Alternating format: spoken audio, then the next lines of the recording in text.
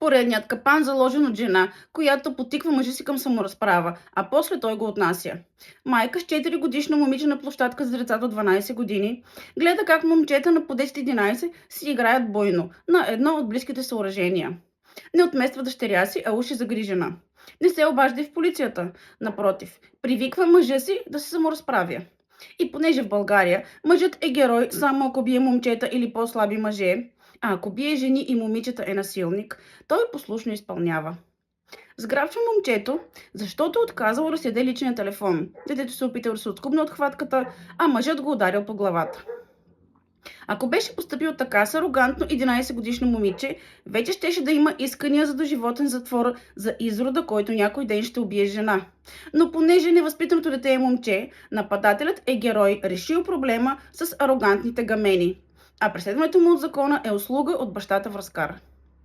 Четем, че на детето му нямало нищо, само някакви си тетини и синини, а някой ден му пожелава да се напикава нощем. Както съм казвала, България мрази момчетата си. Боят уж възпитава, но само синовете. Обадете ми се, когато някой се саморазправи с арогантно 11-годишно момиче и обществото възкликне: браво, че постави тази пикла на мястото й. Същото е и у дома. Майките насъскват бащите да бият синовете си, а след това им сипат по една ракия за добре свършената работа.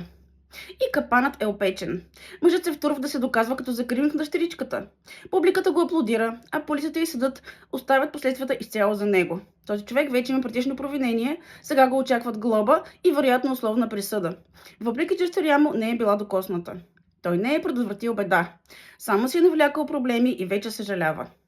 Оставям в първия коментар линк към призивите за побой над невъзпитани момчета. Преди да тръгнете да се доказвате като закрилници, помнете, онези, които ви насъскват, няма да носят последствията. Майката е може да отмести дъщеря си. Дори да повика полиция. Вместо това пратила мъжа си. Сега той ще бере ядове, едно момче остава травмирано, а народът реве кръвожадно.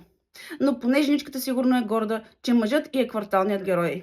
Следва едно обвинение за домашно насилие и пътят към затвора е открит. Провиненията вече са натрупани, а той очевидно действа агресивно преди да мисли. Един по един ще ви заключат, казвам ви, докато се правите на 5-минутни герои пред жените си.